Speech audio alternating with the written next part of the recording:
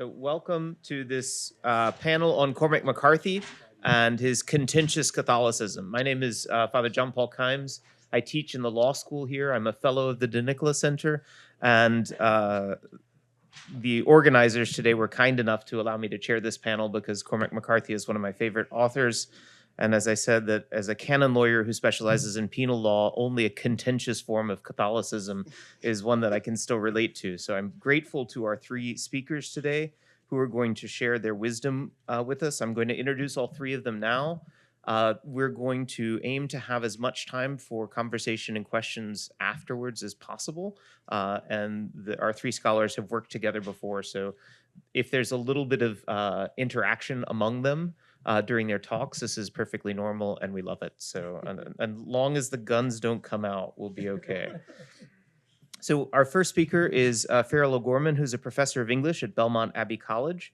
He's also the co-executor of Flannery O'Connor's literary estate, a job I can't imagine is anything but a great joy, to be perfectly honest. His books include Catholicism and American Borders in the Gothic Literary Imagination, published here at Notre Dame a few years ago, and Peculiar Crossroads, Flannery O'Connor, Walker Percy, and the Catholic Vision in Post-War Southern Fiction. He's published scholarship on Cormac McCarthy, obviously, as today's talk will indicate, Richard Rodriguez and Tobias Wolff, and creative work in Image, Shenandoah, Best Catholic Writing by Loyola Press and elsewhere. Our second speaker is Bryan Giemza, I'm sorry, Bryan, I apologize, who is an associate professor of humanities and literature at Texas Tech University, where my grandmother graduated, so go Raiders, where he teaches classes on topics such as literary history, artificial intelligence, and resilience. His published works include Science and Literature in Cormac McCarthy's Expanding World, and Irish Catholic Writers and the Invention of the American South. He currently is developing a monograph on apophatic theology and contemporary science, the God of Dark Matter, for our own Notre Dame Press. And finally, Richard Rankin Russell, who teaches at Baylor University. He directs their graduate program in English.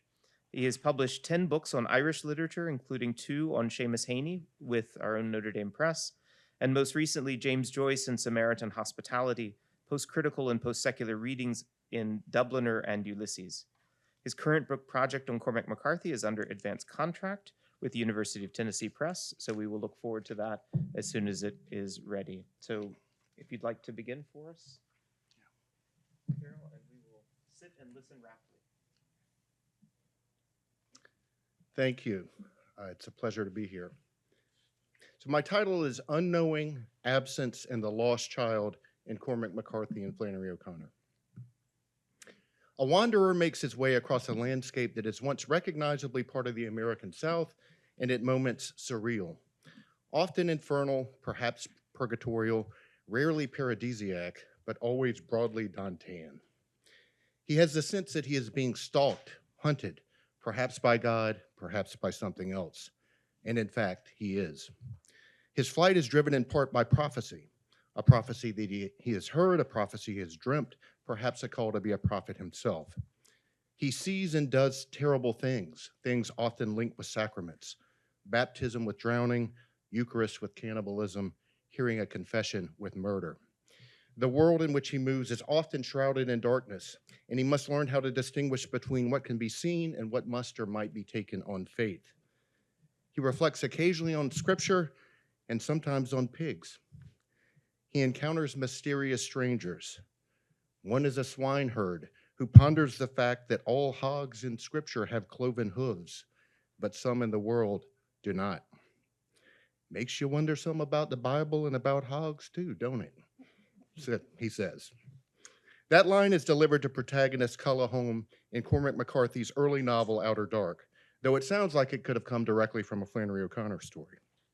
And the wanderer I've just described could just as well be O'Connor's Hayes Motes or Frances Marion Tarwater from her novels Wise Blood and The Violent Bear It Away, or The Misfit from A Good Man Is Hard to Find, or McCarthy's Kid from Blood Meridian, perhaps The Father from the Road, as well as Culla Holm and other McCarthy protagonists as well. These are broad comparisons, and I am not the first to make them. McCarthy has been compared in passing to O'Connor since at least the 1970s. Some more focused scholarship linking the two has emerged over the last 20 years. Today, I want to add to that scholarship first by highlighting some of McCarthy's own little-known commentary on O'Connor, including sharing some material from one letter he wrote to Robert Coles, and at least beginning to apply what we hear to the thesis implicit in my title. McCarthy's first known comment about O'Connor came in 1969, a year after the publication of Outer Dark, when McCarthy told the University of Tennessee Daily Beacon, quote, "I like the gutsy writers, Dostoevsky, Tolstoy, Joyce, Faulkner. I like Melville particularly, and more recently, Flannery O'Connor. She has a wonderful sense of the macabre." Here, McCarthy places the young but recently deceased O'Connor among elite literary elders. And here, at least, he singles out O'Connor and Melville as most distinctive among his gutsy favorites. And I tend to see these two, O'Connor and Melville, as perhaps the most important poles for thinking about McCarthy's religious inclinations. In a 1977 interview regarding his screenplay, The Gardener's Son, McCarthy does not mention O'Connor, but he does highlight his foundational similarity with her when he states that the protagonist's family in the film are, quote, "Irish Catholics living in a southern town, like my family was. Everyone else was Methodist or Baptist," McCarthy himself growing up in Knoxville, Tennessee. The Gardener's Son would draw McCarthy into restating his admiration for O'Connor more than once over the next several years, as its lead actor, Brad Dourif, was cast as Hayes Motes in John Huston's film adaptation of Wise Blood. Both movies featured Ned Beatty as well, McCarthy noted. As McCarthy scholar Michael Cruz has observed, McCarthy's excitement over this particular link with the writer he often called Flannery reveals not only a deep appreciation of her work, but also the enthusiasm of a fan. One person that McCarthy wrote to about these films was Robert Coles, who's in his mid-90s today. Coles is a polymath, a child psychiatrist at Harvard who published dozens of books, won a National Humanities Medal, as well as a Presidential Medal of Freedom. Coles helped McCarthy to win major grants in support of his work in the first 2 decades or so of his career, at the same time that Coles himself was writing books like Flannery O'Connor's South, published in 1980, as well as one book on Dorothy Day and another on Walker Percy, with whom Coles developed a close friendship. So they had this mutual friend in common.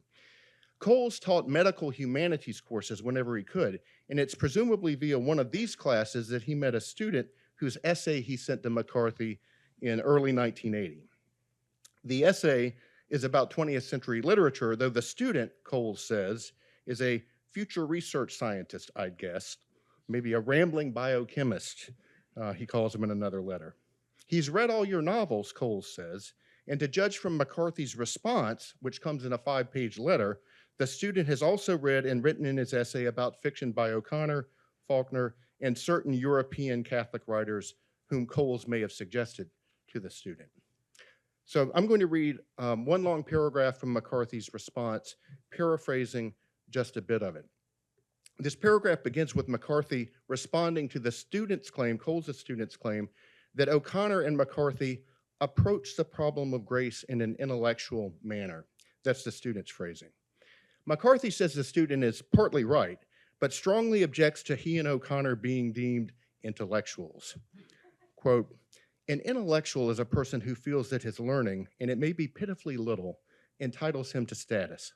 It is an elitist position and has very little to do with what the person knows.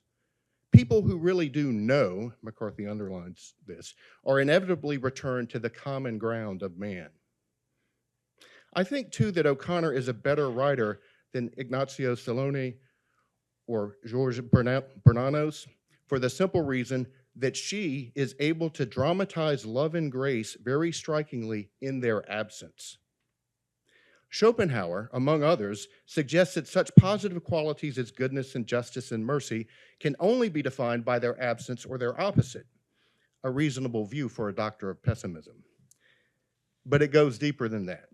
Here McCarthy, I'm paraphrasing a bit, states that too many moralistic novelists fail because they try to straightforwardly illustrate virtue and character, grace or goodness of heart in the absence of its opposite, which is in fact what is most essential to return to McCarthy. Quote, if there ever was a moralistic and even pietistic writer, it was Dostoevsky, but he never buried the dark side of his humanity in an effort to make the brighter prevail. I confess I find trouble seeing in O'Connor's writings the things she says she puts there. But when she says in defending her writing about them strange people in her books and her South, that, quote, at least we know a freak when we see one, then I am on her side. So here McCarthy is quoting O'Connor's essay, Some Aspects of the Grotesque in Southern Fiction, at a point where O'Connor herself is stressing that some theological sense is necessary to recognize our common freakishness. McCarthy goes on, I would disagree with defense of any writers on the basis of their intentions toward the reader. The only love the writer can legitimately show the reader is a desire to communicate to him the truth. And this is not the same thing as confession or candor. The truth is more demanding, and the reader will not necessarily feel warmth or love or light, nor peace, nor certitude, etc. That's a very clear allusion to Matthew Arnold's poem Dover Beach at the end of McCarthy's letter, but we'll have to save Arnold for another day. McCarthy makes a number of explicit or implicit claims in this letter. To review those, he ties most directly to O'Connor. Those who really know that unknowing is the common ground of man. If fiction dramatizes love and grace well, it does so largely in or by their absence. McCarthy sees his own freakish characters as at once strange, regional, and universal, showing some truth about the gap between what we freaks are and some other thing we are supposed to be. The reader might wish to associate truth with light, but the good writer knows that the path to truth often at least passes through a cold darkness. What I'm most interested in today is how McCarthy's thoughts on such topics are so directly tied to O'Connor and how they might spark us to think through the relationship between McCarthy and O'Connor with reference to Gnosticism and apophatic theology. Much has been written about McCarthy and Gnosticism, some about McCarthy and apophatic theology. Much is also known about O'Connor's views of Gnosticism, more specifically Manichaeism. She did not approve, of course. Yet O'Connor has been reasonably read by some as having a Manichaean temperament herself that she steadfastly strove to overcome, being at her most nearly Manichaean in Wise Blood and her most adamantly anti-Manichaean in her late story, Parker's Back. Surprisingly little has been written about O'Connor and apophatic theology, and pairing her with McCarthy helps me to see that more should. What do Gnosticism and apophatic theology have in common? I feel in some ways inadequate to even pose this question, and I'm sure there are people at this conference who could help me think through this in a more sophisticated way. But a commonality of apophatic theology and Gnosticism would seem to be a conviction or experience that the world we know with our senses is not clearly or understandably infused with the divine, that we are largely stuck in a world of unknowing, but also that there is yet some God or gods behind it. A Gnostic view is that the only God most of us can come close to knowing is a malevolent lesser God, a demiurge or archon who runs the world of matter as a dark prison house, often deceptively. As one of the most prominent characters in all-American fiction put it, all visible objects, man, are but as pasteboard masks. But in each event, some unknown but still reasoning thing puts forth the molding of its features from behind the unreasoning mask. If man will strike through the mask, how can the prisoner reach outside except by thrusting through the wall? To me, the white whale is that wall, shoved near to me. Sometimes I think there's naught beyond. That's Melville's Ahab, well known to McCarthy. Here's another rendering of the world as prison, this time with a Southern accent. Turn to the right, it was a wall. Turn to the left, it was a wall. Look up, it was a ceiling. Look down, it was a floor. You can do one thing or you can do another, because sooner or later you're going to forget what it was you done and just be punished for it. This is O'Connor's misfit, who goes on to say that he would accept empirical evidence for the Christian God, but has not seen any. It ain't right I wasn't there to see the resurrection, because if I had been there, I would have known Listen, lady, if I had been there, I would have known, and I wouldn't be like I am now. Neither the misfit nor Ahab attains any saving gnosis that elevates them out of the world prison, the prison of embodiment, to the elect realm of a transcendent higher God. If the misfit ends the story with hope that any God who is more than a prison warden exists, it is because he has finally seen and felt the presence of love and grace, made more powerful by their general absence from the story in the embodied person of the grandmother, mutilated as that body finally is by his rage after she touches him and calls him, quote, one of her babies. The misfit cannot tolerate being called, in effect, a lost child, in large part due to the implication of unknowing that goes with being one, of needing to have faith in something that he cannot discern or control for himself. Time allowing, I would try to trace this theme in O'Connor, where the lost child, frequently the unwanted or unexpected child, figures quite consistently, as well as through a number of McCarthy's novels. The Violent Bear It Away and Outer Dark being the two where the murder of an unwanted child is central, obviously central to the plot. I see Outer Dark and Blood Meridian as the novels where McCarthy's general engagement with O'Connor is most sustained and intense. Scholar Diane Luce argues that these are also the two McCarthy novels which are most consistently shaped by Gnosticism. As I'm quoting Luce freely here, the life experiences of the male protagonist are largely presented as Gnostic nightmares with no readily apparent way out of the oblivious mundane self. Luce rightly stresses that Gnosticism is not nihilism, and that protagonists Culla Holm and the kid in these two novels do not offer the only vision. Rather, access to a radically different vision finally comes via someone else, via the late appearance of counterpointing characters who seem to possess a spiritual direction noticeably lacking in the main characters. So at the end of Outer Dark, there's a blind man who appears and speaks to the protagonist Culla Holm. An even more mysterious mute figure appears in the single paragraph epilogue to Blood Meridian. The potential for transcendence, Luce claims, is also strongly implied in the spiritual void or alienation of the main characters themselves, which posits, via absence, their great spiritual need. They are freaks like us, perpetually in need of visionary counterpointing characters to offset their limitations. So what vision can the blind man at the end of Outer Dark offer? I'll cite just one article that has become foundational to my understanding of all of McCarthy, and this is Christopher Mitrus's Via Negativa, The Way of Unknowing in Cormac McCarthy's Outer Dark. Mitrus contends that at least part of what Outer Dark, quote, is trying to tell us is that the darkness never passes in this life, that serenity, rest will come to us only when we recognize ourselves to darkness as a permanent condition, when we unlearn our desire for some vision of divine light that will heal us of our crippling uncertainties of who we are, why we are here, and what God is like and would have us do. Ragged but serene are those who learn to stagger through the darkness of unknowing without any irritable reaching after reason and purpose, who learn to accept that they don't need to know where they're going if they're being sent there anyhow. This is Mitrus's articulation of a kind of lived apophatic theology, at least as it appears in McCarthy. Like Gnosticism, it stresses humanity's general state of unknowing.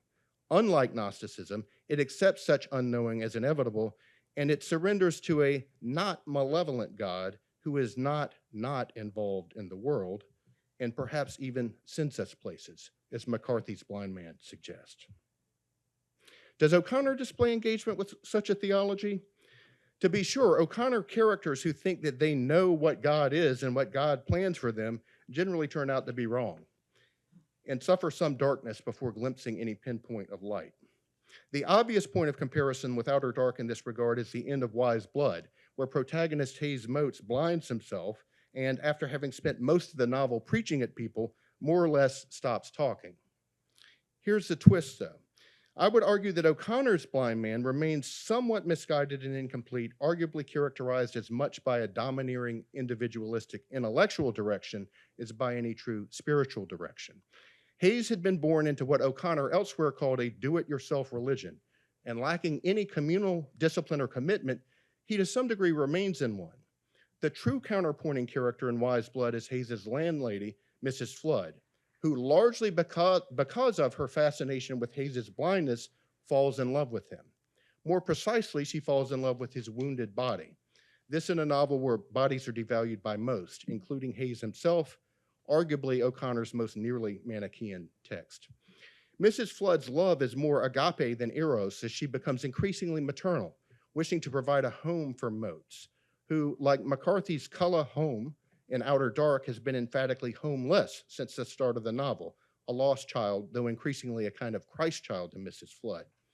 What is most apophatic about the novel is that Mrs. Flood, a woman who is initially described as so clear-sighted she could never stand to be blind, finally chooses to sit, quote, staring with her eyes shut into Hayes's eyes, his now absent eyes, and felt as if she had finally got to the beginning of something. What is most not Gnostic about the novel is that she has had to see and imitate Hayes's wounded body in order to do so. If I had time, I'd say more about the ending of Blood Meridian in particular, where the kid encounters a woman he addresses as abuelita, grandmother. And I think this is really playing off O'Connor and the misfit in the end of A Good Man is Hard to Find. And there's a lot of emphasis on the body there as well. But for the sake of time, I'm going to come to a conclusion here. If I were to go on, I also could talk a little bit tangentially, maybe not, about gender roles in Marian iconography that we see at the end of Blood Meridian, about how the lost child motif is tied not only to protagonists who search for a divine parent, but also to those who struggle to consent to being parents, to recognizing parenthood itself as an act of faith and embrace of the unknown. As it is, I'll end by wondering aloud, do we see any sign of God in human bodies in McCarthy? Any not malevolent God, that is. O'Connor ultimately sought to affirm that this is where and how we might best know God in the world, even and perhaps especially if those bodies are wounded, absent their original wholeness. McCarthy, I don't know, but I think by the end of this panel, we'll have more to talk about with regard to that. Thank you.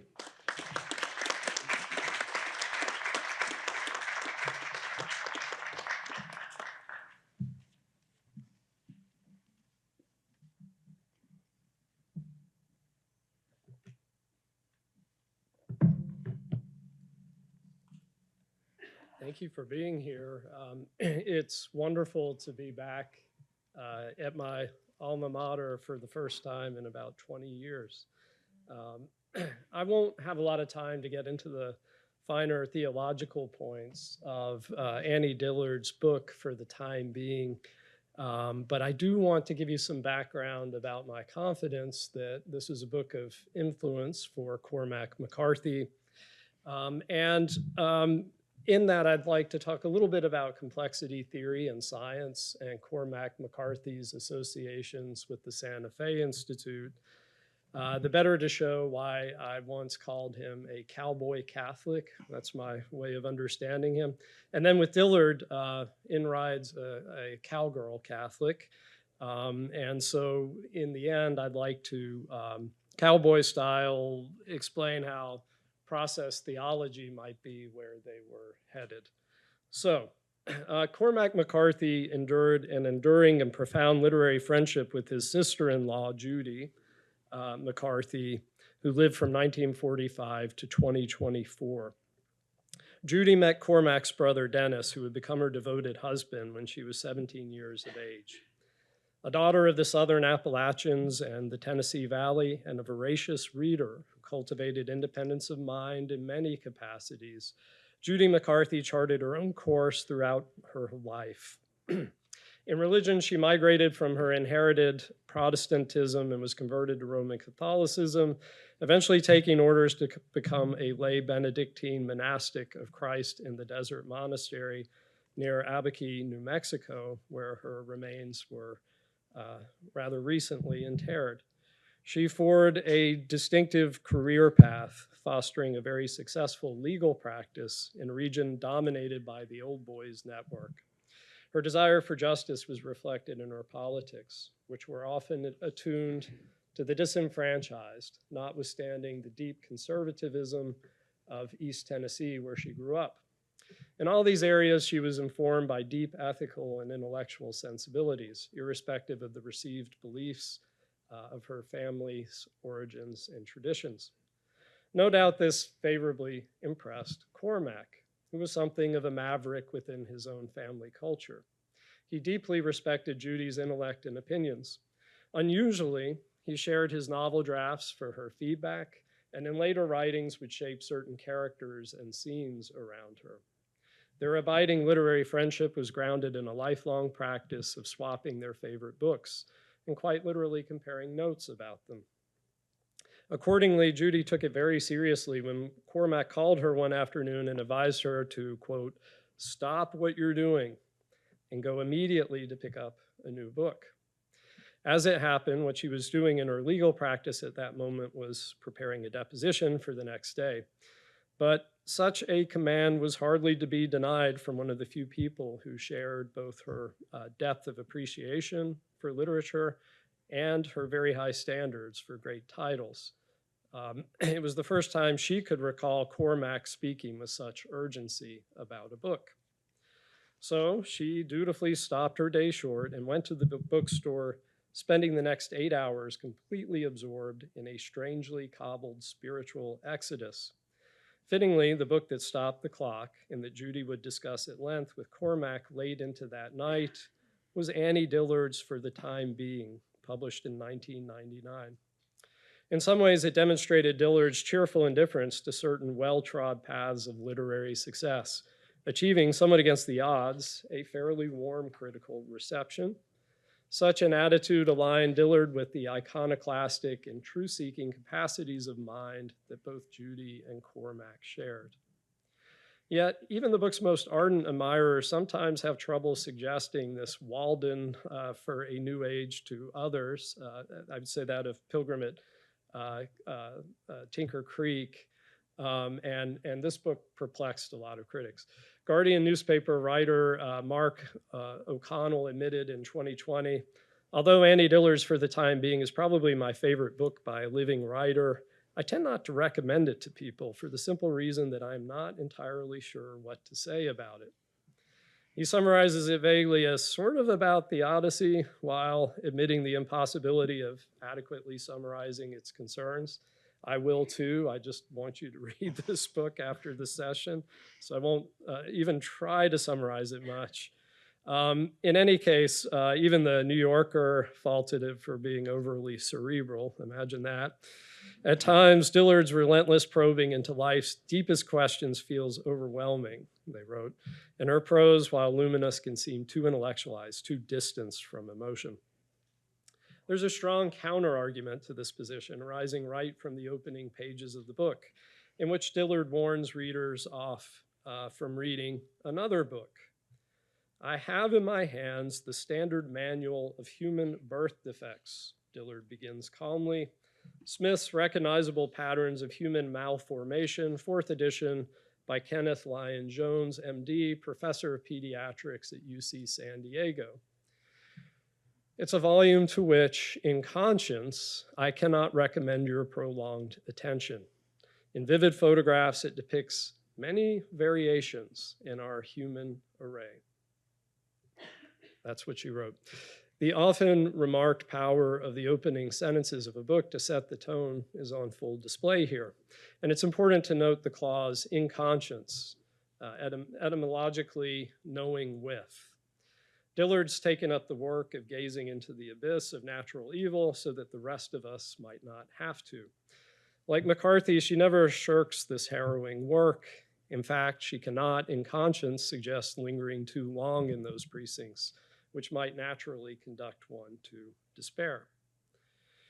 For Dillard, understanding suffering and collapse sends her to the sands of ruined empires, to the tracks of Pierre Teilhard de Chardin in the Gobi Desert, and to the sonorous words of Hasidic sages and mystics who danced in holy fire, the whole of it offering a powerful counterpoint to the anodyne and thornless assurances of some versions of modern Christianity.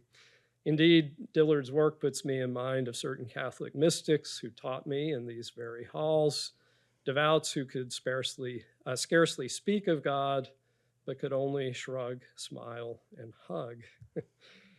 While Dillard is an erudite guide, attentive readers will notice that she takes care to punctuate a dark spiritual odyssey with simply remembered moments, those luminous human encounters that come only to the most open-eyed and searching of travelers. Things such as a smoke shared with a stranger, even as she acknowledges the mortal significance of that ritual, or her marvelous encounter with a bemused Dutchman on a beach.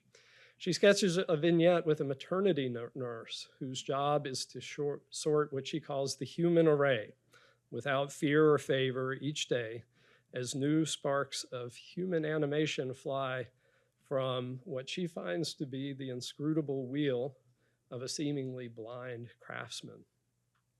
In sum, for the time being, is as unlikely a candidate as McCarthy's recent novel Stella Maris to appear on the Barnes & Noble stacks under the bland heading Spirituality, alongside the religious self-help and Bible study volumes.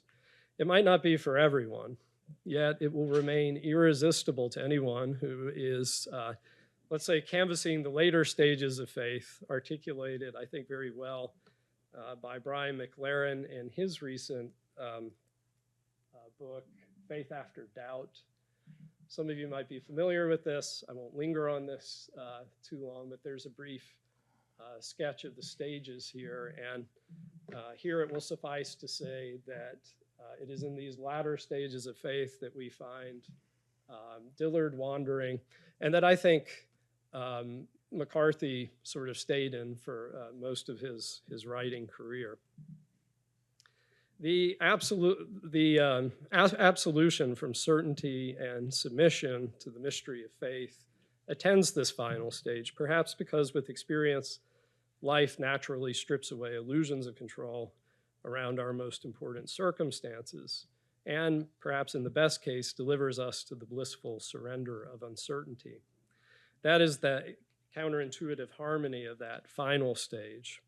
Like the thalidomide kid in McCarthy's final novels, for the time being is dedicated to putting its deformed arms around these latter paradoxes, and perhaps it even touches a bit of the future. I note that with the benefit of a quarter century from the time of its publication, I was struck by how Dillard consistently and unerringly wandered into intellectual territory that would only become de rigueur much later. I'm talking about areas that Cormac loved and that took him to the Santa Fe Institute: complex systems, emergent theology, simulation theory, theories of life, and intelligent systems. They brought him to the Santa Fe Institute, where he hung his hat for a quarter century. And she achieves this in part, and again, sort of by way of enticing you to read this book, with a sense of, a very playful sense of language and humor that runs all the way through it. In any case, what makes Dillard's work oxymoronically darkly luminous, or at least consistently focused on the cracks where light gets in, is its intrinsic resistance to harmony, as it braces often simultaneously the discordant and the awesome. After becoming a Catholic convert in 1988 and drifting away by the time of the book's publication, Dillard demonstrates, and for the time being, her difficulty in forgetting what she loves about Catholic theology, perhaps best embodied in Teilhard's life and writing. As a paleontologist, roving anthropologist, and scientist of several stripes, Teilhard was a precursor to the assortment of thinkers, the Mayanists, the linguists, atomic physicists, and complexity scientists of related tongues that surrounded McCarthy at the Santa Fe Institute. And I think Dillard would have been at home there too. At one point she explains, for example, in the book, how grains of sand are formed and moved around the world through the process of saltation, the little leaping up, the little things that rise to converge and become big things and show up in different places. Beyond a love of science, Cormac McCarthy's affinity for Dillard's book might arise from the two writers' shared interest in metaphysics, the maddening unknowability of the theodicies, the nature of suffering, and their relentless search for meaning through narratives that are soundings of a vastness. I've argued that as a cradle Catholic, McCarthy, who often dwelled in agnosticism and gravitated towards philosophical materialism in late life, nevertheless never entirely bid adieu to cultural Catholicism or the mystery and manners of its faith. And his brother, Dennis McCarthy, has confirmed this to me at various times, that his brother's longstanding agnosticism likely tipped in and out of atheism towards the end of his life. Where it ended cannot be known. As a matter finally between Cormac and his maker, fittingly somewhere on the fine edge of the short time of being within the infinitude of the long time from which Dillard's mind, and perhaps all of our mortal minds, recoils. Still, it does not take very long for minds like theirs to go through these stages of faith. And many reviewers did not understand that for the time being was Dillard's loving farewell to Roman Catholicism. In a strange consonance, the novel Suttree might be read as Cormac's farewell to his home place and his received Catholicism, albeit perhaps less loving and more sharp-edged.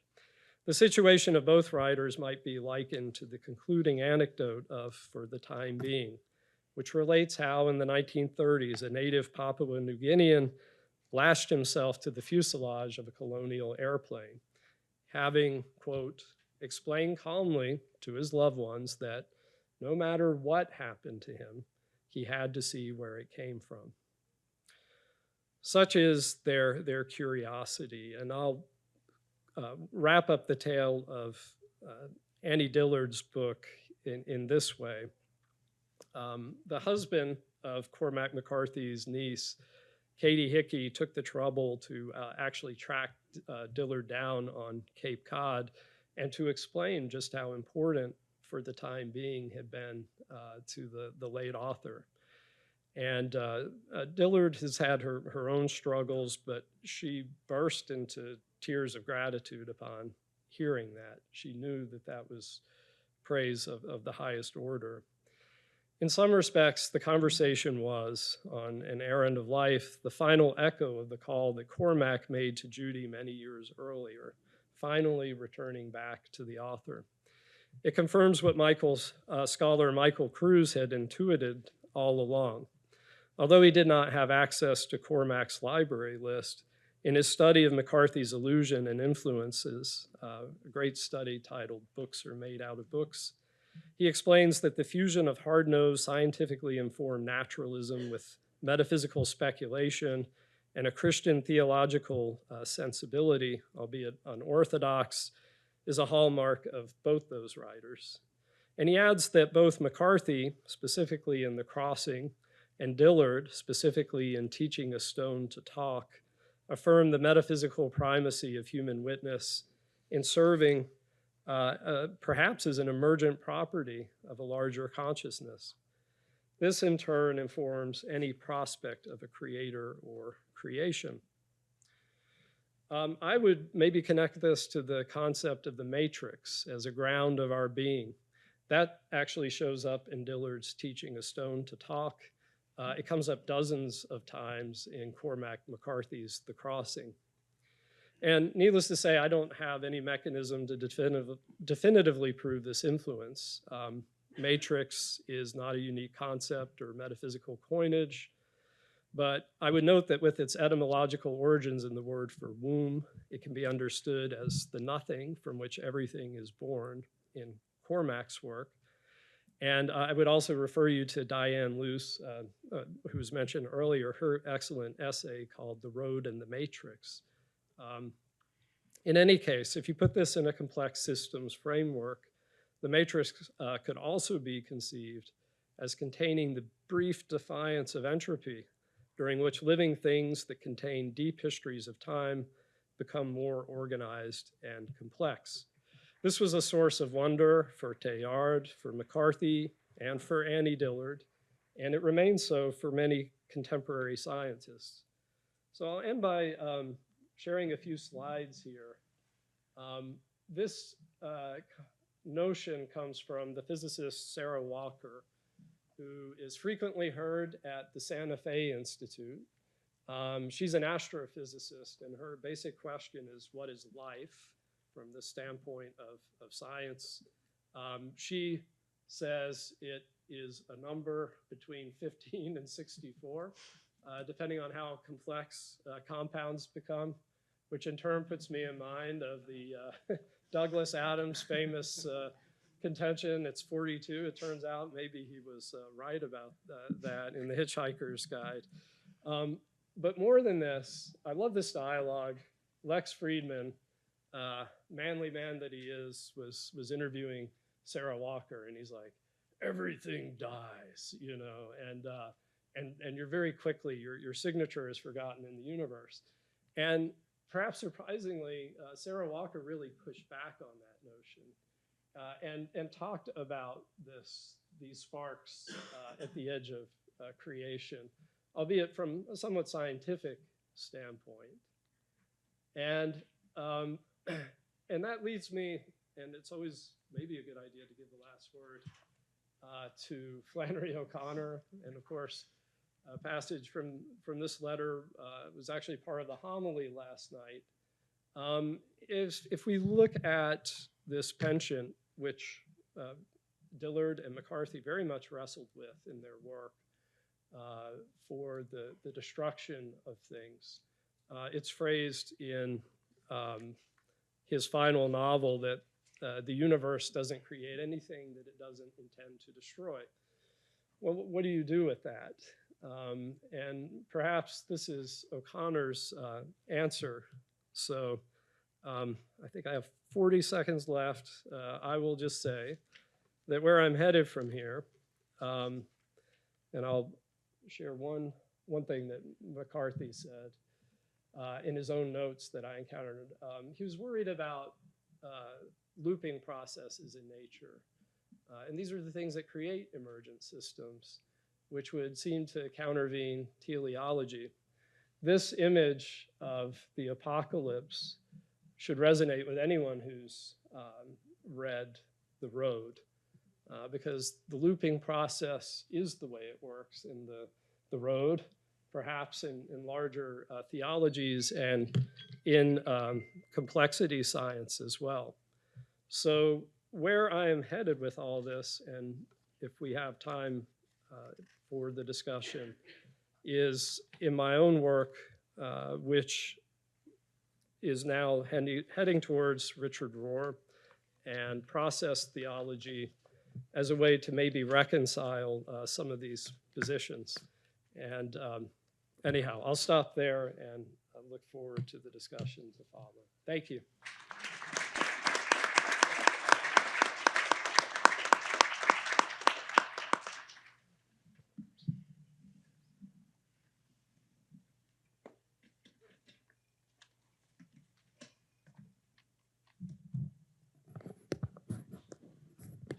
Good morning. I'd like to thank Farrell for organizing us, so pushing this panel forward. Also, I'd like to thank Jennifer Newsom-Martin from the Nicola Center for helping organize the conference and all of her helpers. And I'd also like to thank Reverend Kimes for chairing us and for keeping us on time. It's great to be kind of reunited with a few of the so-called group of the dead mules from graduate school at Chapel Hill. My friendship with Farrell and Bryan are two great boons of my days in Chapel Hill. This is part of a longer essay on things, a sort of taxonomy of things in McCarthy. I have no slides, so you can continue looking at the Dillard slide if you like. But the word thing that comes up in here is always going to be used to contrapose McCarthy's sense of bodies, particularly bodies, ensouled bodies that he privileges. In one of many bizarre scenes in Suttree, Leonard approaches the title character to ask for help in moving his father's dead body, which he has kept for roughly 6 months so his mother can get her some things she needs. She done got a steam iron. She has been getting payments for his medical condition and unemployment and does not want to give up that money. In her pursuit of things she needs, like a steam iron, she and Leonard have rendered his father's body a thing that enables them to acquire material things. One night when Suttree's on his houseboat on the Tennessee River, Leonard knocks on the door late at night and asks him to help finally dispose of his father's body. This is 6 months on. After Suttree questions him, Leonard says, "Hell, Sut, you don't think I'd kid about a thing like that, do you?" Here, thing is abstracted, a word standing for a situation. Finally, when they wrestle Leonard's father's body out of the car, and I'm just going to pause in this talk before I do quotations, out of his car, wrapped in the sheets he died in months before, he is made inhuman. They dragged the body out and it slumped to the ground with a nauseating limberness. Leonard's father lay like a dead Klansman. By the light of the lamp on the bare ground, they could see strange brown stains seeping through the sheets. Likening the body in its white sheets to a dead Klansman makes it menacing, and the strange brown stains that are seeping through the sheets even seems to temporarily endow the body with agency. When they prepare to dump him in the Tennessee River below the railway bridge, as I suppose you do with bodies in McCarthy, they wrap him in chains and weight the body down with wheel rims from cars. Suttree wants to say words over him as a sort of funeral service, but Leonard balks, saying he never went to church in his life. Suttree, raised Catholic like McCarthy himself, says, "The only words I know are the Catholic ones." And Leonard, gazing down at his chained and hooded father in the floor of the skiff, says, "Hellfire, he sure wasn't no Catholic. What about that part that goes to the shadow of the valley of death? You know any of that?" While Leonard's father may resemble a Klansman, he now also resembles a Catholic penitent during the Holy Week in some parts of Europe, such as Spain, which wear a hooded outfit that unfortunately must have inspired the Klan. I don't know if anyone's ever been over there during Holy Week, but from someone like me from Tennessee, it was eerie, to say the least, to see these hooded figures walking towards you. Despite Leonard's protests, the body has now come to resemble another thing, a Catholic penitent. But McCarthy quickly dispenses with any further Catholic Christian significance when the two men get the body overboard. They have been calling the body he and him, and even as Leonard leaned and took hold of the cadaver, and together they raised him, the narrator persists in that humanizing pronoun. Moreover, even when he's raised in preparation for disposal, that pattern continues, with the narrator noting, "They laid him across the seat, one leg already reaching over the side into the river as if the old man couldn't wait." But everything changes when immediately afterward, Suttree put his foot against the thing and shoved it. It made a dull splash, and the white sheets flared in the lamplight, and it was gone. Thus does a body, employed for 6 months to gain material objects, become a thing no longer wanted and disposed of. I bring this scene up because it not only suggests how bodies become disposable in McCarthy's fiction, a phenomenon that would reach its apogee in his next novel, Blood Meridian, but also because it gives us a sense of McCarthy's ongoing critique of American throwaway culture. If even a body can be rendered non-sacred and funeral rites rejected, then certainly words, whose loss is accelerating in our dumbed-down culture, and inanimate material objects are worth even less and disposed of more quickly. Various things bob to the surface of McCarthy's work, worrying at us, niggling at us, and then, just as quickly, disappearing. Things leave their traces upon us, perhaps not as deeply as other humans do, but they mark us nonetheless. If we more closely attend to things, McCarthy seems to imply, we might enter into the life of others more fully, rather than moving on quickly from moment to moment, refusing to contemplate our connections to each other through things and even the dead. Because of his deep immersion in Catholicism as a child and teenager, McCarthy believes in the essential goodness of materiality despite the fall, and thus he privileges a reverent, even sacred attitude towards the materiality of the human body in a series of novels, beginning with Arthur Ownby's annual covering of Kenneth Ratner's body with a cedar tree in his first novel, The Orchard Keeper, from 1965, continuing Billy's careful preservation and eventual reburial of his brother Boyd's body in The Crossing from 1994, and the father's imagining of his son's body as a tabernacle in the road from 2006, finally concluding with the chillingly beautiful description of Alicia Western's body at the beginning of The Passenger. And so both Bryan and Farrell have set me up for, I think we'll get there, the Marian iconography on the first page of The Passenger. So I want to consider then how McCarthy finally views the human body as sacred. The latter two this strategy is animated by his formerly held Catholicism. So there's a wonderful book I commend to your attention by Arthur Frank. It's called The Wounded Storyteller. He claims there that bodies are storied, and that contention seems particularly appropriate to the singular bodies in McCarthy's oeuvre that I'll be talking about today. This is from Frank's book. The communicative body communes its stories with others. The story invites others to recognize themselves in it. Human communication with the world and the communion this communication rests upon begins in the body. The bodies that McCarthy offers for our examination invite us into just such a communion with the dead through their narratives.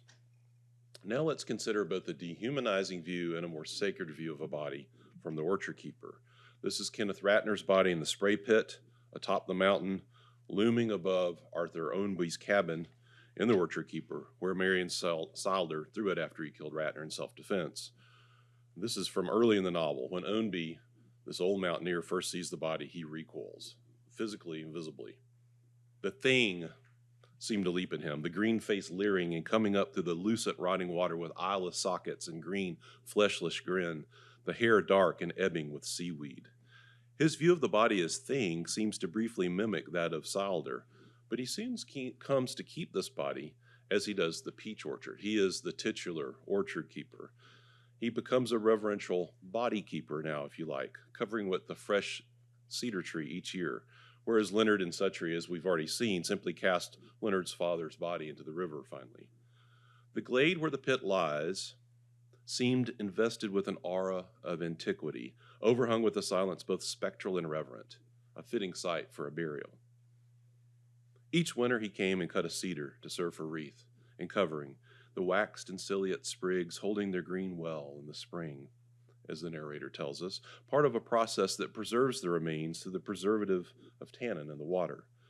Honoring the dead man's body with this natural wreath and also shielding the horror of his body from others has become Ownby's yearly sacred ritual around Christmas. When he realizes the dead had risen and gone, no revenant mourned here the unburied remains. He nonetheless honors the dead in this manner. And when the body's burned, along with the cedars one winter, he wonders, awestruck, what soul rose in the ashes, forever unknown, out of his hands now. Years later in The Crossing, McCarthy suggests how much Billy Parham honors his brother's body as a former site for his soul in his careful exhumation of him from his original grave and his carrying of him in a sugan from Mexico for many hundreds of miles home to bury in New Mexico at the beginning of Lent. When the wooden coffin collapses at one point, he could see Boyd's bones in their burial clothes through the broken boards. And when he pries the coffin open completely, he sees the remains of his brother that lay wholly to sight, composed on a pallet of rotting rags, lost in his clothes as always. Billy does not perceive of his brother's body as a thing in a dehumanizing fashion, but as bones and remains that are lost in his clothes as always, revivifying and rehumanizing his brother through remembrance. As he gathered his brother up in his arms and lifted him out and composed the bones upon the sugan and folded them away, he still considers the bones as his brother. Moreover, when he lifted Boyd and laid him across the wooden pack frame, he still thinks of him as Boyd. Even when one of the bandits he encounters horribly exposes his brother by cutting the wrappings open, Billy still perceives Boyd as human.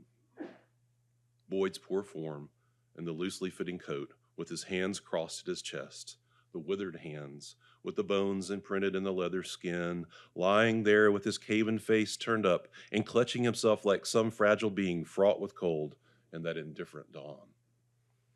After these bandits, with no respect for the dead, leave, he went to fetch the remains of his brother, still treating Boyd's body in a thoughtful, reverential manner, kneeling in the mud and refolding the weightless arms, and wrapping the sugan about, and sorting the ropes, and tying the ends to make the severed pieces do.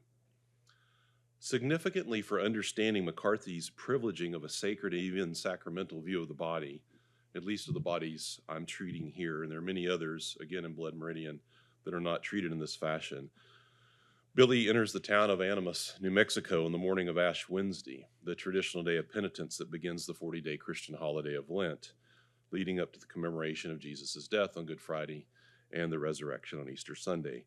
And he immediately starts digging the grave for Boyd's body.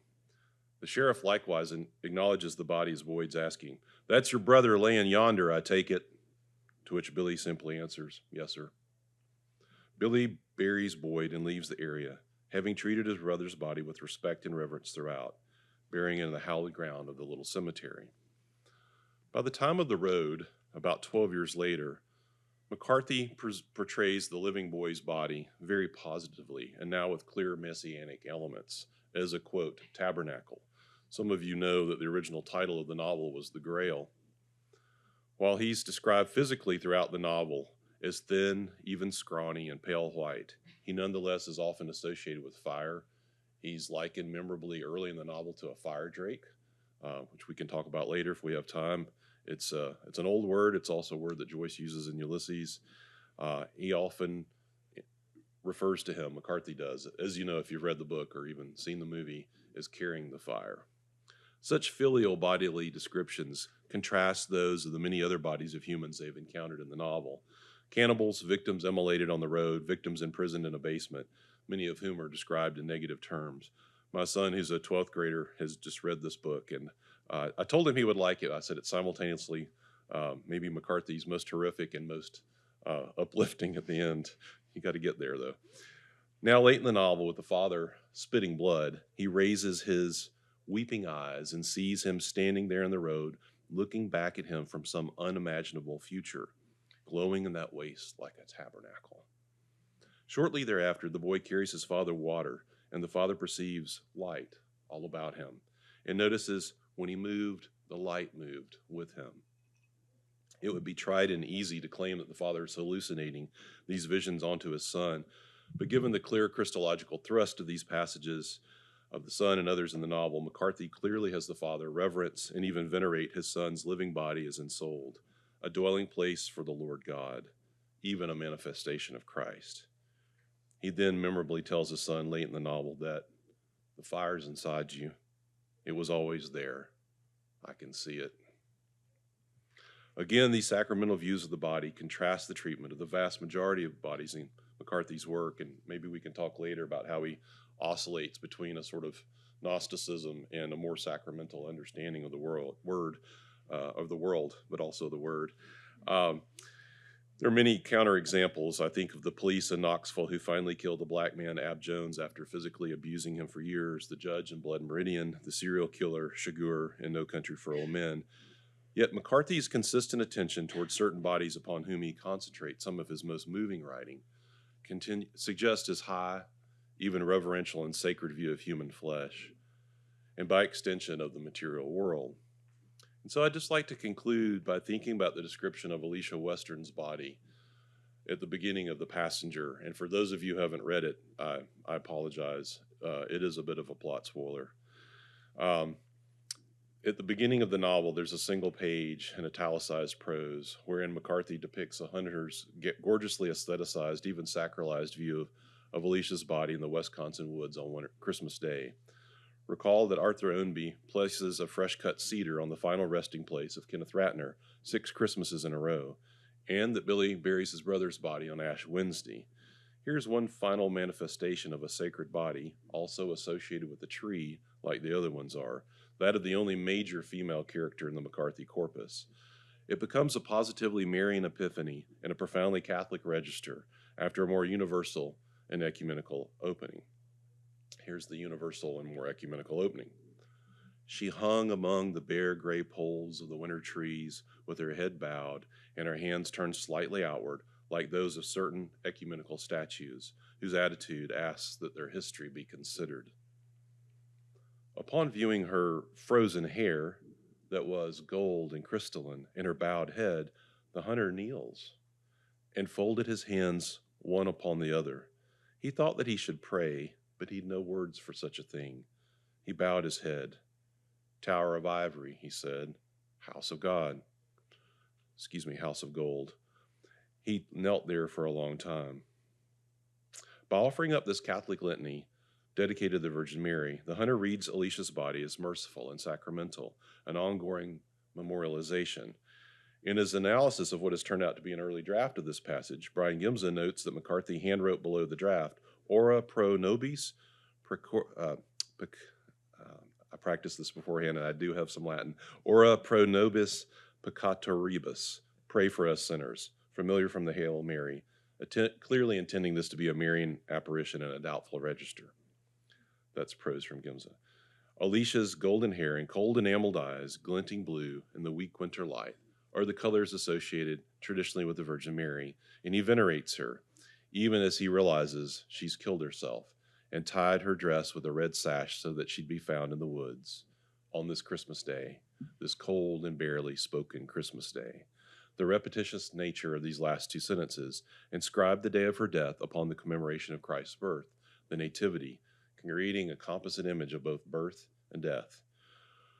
Alicia's body is finally exposed to us here in all its power and beauty, and indeed on the last page of the novel, as Bobby ponders her life and death in his little house on a Spanish island near Ibiza, he knew that on the day of his death he would see her face, and he could hope to carry that beauty into the darkness with him, the last pagan on earth, singing softly upon his palate in an unknown tongue. Alicia's beauty transcends time and place and becomes a thing of wonder to both her brother in memory and the hunter who finds her frozen body that Christmas day. Cormac McCarthy's indelibly rendered and tenderly offered bodies thus suggest his belief that our natural world, even man-made objects, are worth preserving, highlighting, and remembering. In so doing, we gain a greater appreciation of Southern, Southwestern, American history and culture over the last 2 centuries, and we begin to apprehend how words, things, and our material bodies catch us up into a cosmic dance that signals the existence of a supernatural order beyond ourselves, inscribed at the beginning of it all. Thank you.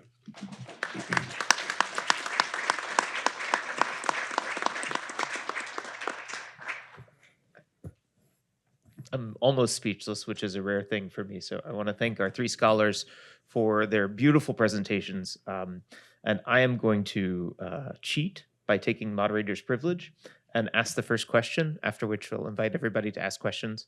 Santiago, you can have one later. Sorry. So I'm struck by the commonality, obviously, in your thought and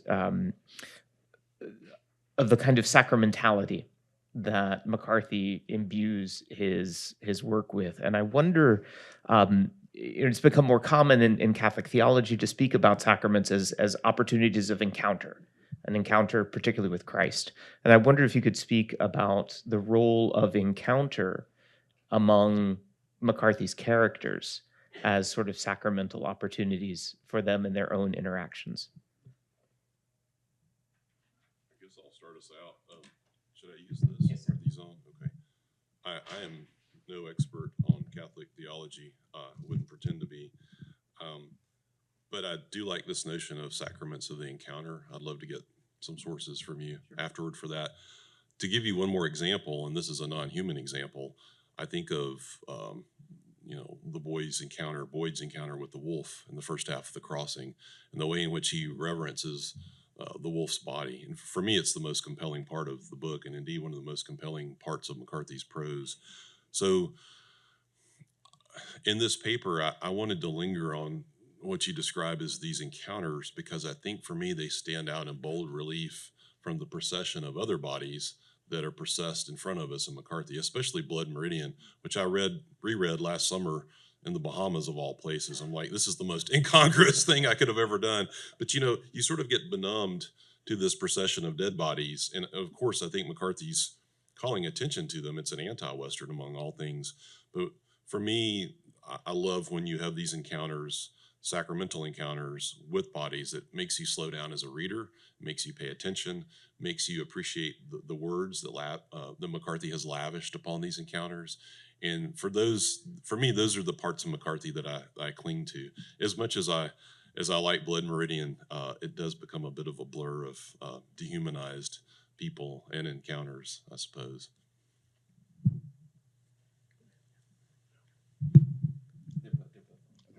Okay.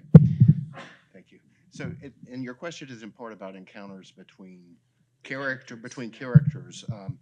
One thing that your question makes me think about is just how, to go back to O'Connor and McCarthy. O'Connor, as we all know, spoke so much about her sacramental view of reality and how it shapes her fiction. Most of O'Connor stories don't have actual Catholic sacraments in them. There are very few Catholic characters. And at the end of A Good Man is Hard to Find, right? As I suggested, it's the grandmother reaching out to touch the misfit. It literally is, right? An encounter between two human beings, one touching the other, right? So involving the body. That O'Connor says, as an author, I wrote this as a moment of grace. You can respond to the story in different ways, but so we see that there, and to go back to the end of Blood Meridian, which I was not able to read.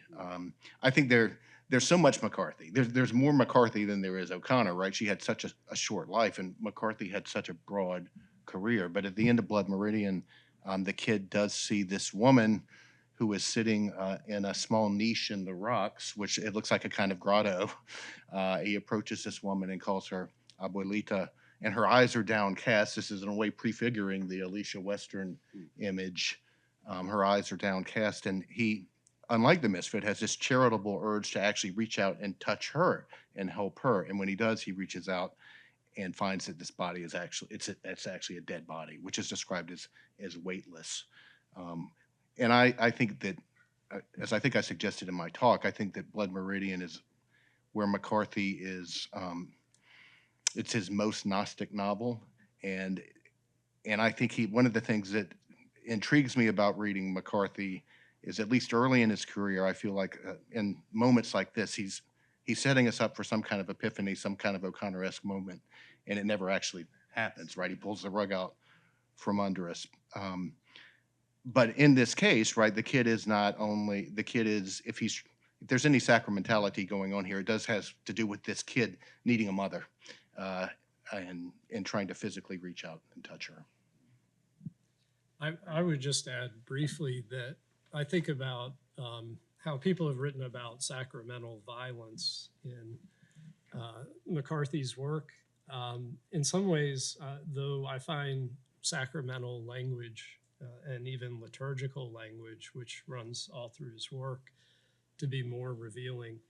And there are examples of that, the creative capacity of language.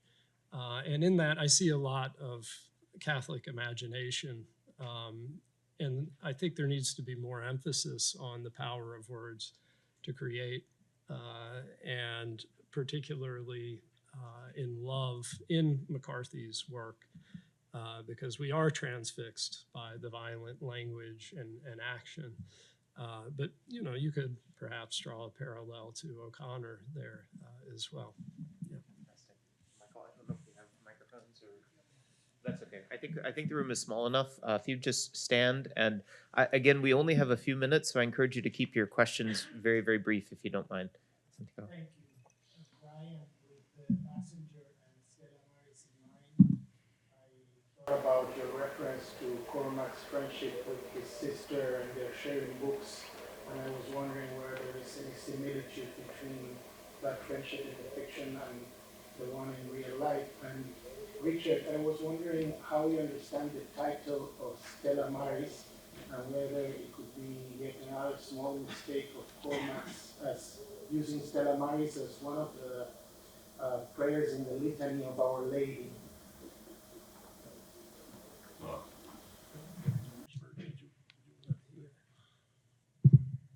Yeah, and I didn't mention that, but I think that's absolutely right.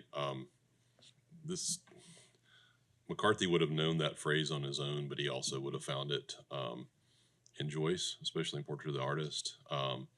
And so I think it's significant that he chose that title, because it was, well, it's part of, we're back to words again. It's part of his language. It's part of his being raised in the church, which we got to see, the three of us, about a month ago in Knoxville, in the church where Dennis got married, his brother. So that language, as Seamus Heaney would have said, was kind of bedded in his hardcore of his imagination, right? And it comes forth at certain times, including in the title of this last book. It's been my incredible and astonishing pleasure to get to know the certain members of the McCarthy family. And it flowed from my book about Irish Catholic writers and the invention of the American South. I was in kind of on long-term retreat during the first wave of the pandemic that summer, and I received a call out of the blue, and someone said, "Bryan, this is Dennis." And I went, "Right. I don't know if I know a Dennis." He said, "Dennis McCarthy." And I went, "Right." And he said, "Cormac McCarthy's brother." Oh, okay. Dennis has, by the way, written a book called The Gospel According to Billy the Kid, which is really marvelous. And it is his exploration of his Catholicism, and I commend it to everyone. But in any case, I'm wary of the biographical fallacy. And now that I know a lot about the siblings, and I've met and interviewed the living siblings, I don't want to project too much, but I certainly see elements of them. And Judy McCarthy, Dennis's wife, in some ways was, I think, McCarthy's most trusted reader. He didn't necessarily go to Cormac, or rather Cormac didn't necessarily go to Dennis that way. And I find that quite fascinating. So. Yes, sir. The absence of a sacred mother and the presence of a sacred mother, and the idea of the child's journey from child of God through to the end of the road, and then Cormac's journey with his son, fracture and reconciliation. Can you speak to that? It's a great question. I think one thing I'll say just to start with is it's strange to me. I do think that throughout McCarthy's work, it's been a while since I've read Child of God, but there is this hunger for the maternal that you certainly see at Outer Dark, where Renthi, right, Cullahome's sister, is a kind of counterpointing figure to him. It's there. There are elements of it in Suttree, I think. Again, it's really, I think, really strong in Blood Meridian. There's not only the scene I've already talked about with the grandmother at the end, but very early when the kid is first going into Mexico, he goes into a church which has been damaged by American troops, right, in the wake of the Mexican-American War. And there's, it's an image of a virgin holding a headless child, right? The statue has been defaced. So that sort of starts off the book, and then we end with the scene that I described. So there's this hunger for this this maternal figure, maybe a divine mother, from very early, at least in Outer Dark, and then we see it at the beginning of Stella Maris, the Marian iconography again. But the book, which is actually his most uplifting and I think arguably his most Catholic, is The Road, where the mother checks out very early on, and it's the father and the son. And I very much want to, when I've taught The Road, one thing I emphasize is that in the natural world, as we encounter it in The Road, it's hard to find any evidence of God. But if there's evidence of God, it's in the son in the son's body, the son being made in the image of God. The father certainly wants to see him that way. But yeah, the mother is absent. Just quickly to add to that, it took me a long time after I'd read The Road a number of times and taught it to realize in the birth scene that's portrayed in The Road, the mother's absent, as Farrell said, and it's a weird sort of inversion or riff on the nativity. There's even sort of a talk of some swaddling rags, but the boy's body is lank, and there's the meconium and all the rest of it. It's a strange sort of nativity scene with an absent mother, and I think he's clearly doing that, but it had just passed by me so many times, and I think part of that is just the subtlety of the prose and getting caught up in the narrative. So we have time for one more question, please. Yes, sir. Thank you. Just an observation, because everyone commented on it, but Flannery O'Connor's vision is pretty depressing. For salvation, one has to go through this pulverizing of the ego. It's very, very excruciating, and each one of us has to go through that, she seems to suggest. Well, I want to thank our panelists for their incredible observations, for their sharing of their wisdom and insights, and something that thanks be to God, continues to happen here at the Nicola Center, and we're grateful for all three of you and your work and for your participation today. So please join me in thanking them.